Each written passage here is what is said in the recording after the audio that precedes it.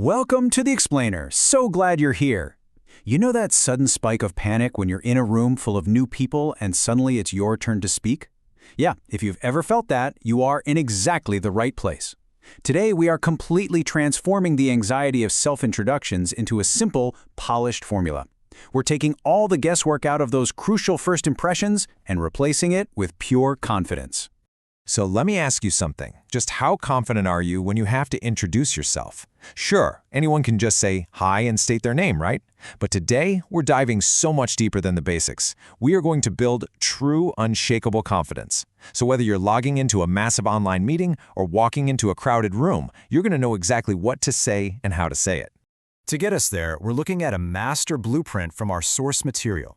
Think of these as our 5 building blocks: greeting, name, location, occupation, and the fun fact. We're going to stack these up piece by piece to create a customized introduction that feels incredibly natural to you. Okay, let's dive into this. First up, greetings and your name. Then, navigating the geography trap, sharing your occupation, the fun fact tradition, and finally, putting it all together. All right, part 1. Greetings and your name. The absolute key here is knowing your audience, because you definitely wouldn't talk to a board of directors the same way you talk to a casual meetup, right? Look at the contrast here. On the casual side, we've got, "Hi there, everybody. I am Jennifer." Super relaxed. But then on the formal side, "Good morning to you all. My name is Jennifer Ratio Lebedev." Notice what happens there. Formal English actually brings in the time of day, your full name, and, this is the cool part, the intonation changes. You get this falling pitch, like, "Good morning." It's a tiny shift, but it instantly elevates your professionalism. Oh, and real quick, before we move on, look right at the camera. Seriously, whether you're practicing in the mirror or you're literally in the middle of a Zoom call, eye contact is absolutely crucial. Staring right into that little camera lens is exactly how you make meaningful eye contact with a virtual audience. Moving on to step 2, navigating the geography trap. Okay, we really have to talk about this because Americans have a notoriously tricky relationship with world geography. It's actually kind of funny when you think about it. Did you know the US shares so many city names with Europe? There's a St. Petersburg in Florida, a Paris in Texas. There's literally a city named Rome in 3 different states. Plus Berlin, Amsterdam, Dublin, you get the idea. So if you're talking to an international crowd, you need a bigger reference point. Don't just name your city. Say something like, "I'm from Boston, Massachusetts on the East Coast of the US." It just instantly grounds everyone. It all comes down to association. Look, if you just say, "I'm from Georgia," an American audience is going to picture the U.S. state way before they think of the actual country of Georgia. You've got to anticipate those geographical mix-ups and just clear them up right out of the gate. Next up, Section 3, sharing your occupation. Here's the golden rule for this step. Not every introduction is a job interview. You really don't need to unload your entire resume. Just remember, TMI, too much information. Nobody needs your exact current job description, plus your 5-year plan and a quick intro to strangers. Just read the room. Notice how much detail everyone else is sharing and simply match that vibe.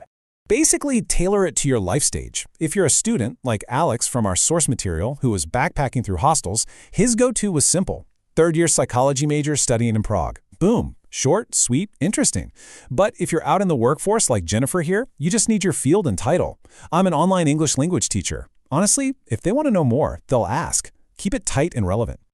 All right, Section 4, the fun fact tradition.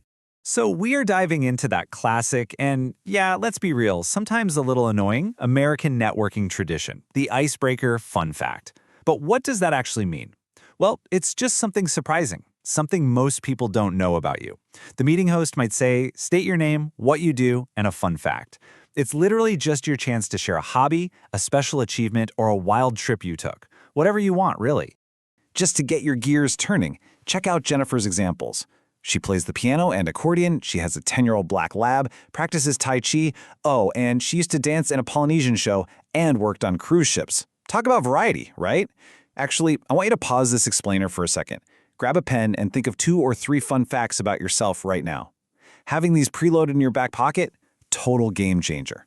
You'll never freeze up again. But hey, while you're brainstorming, let's talk about the cultural cheat codes. There are a few things you absolutely shouldn't share. Skip your age, and definitely steer completely clear of politics and religion. It's just a big no-no in standard introductions.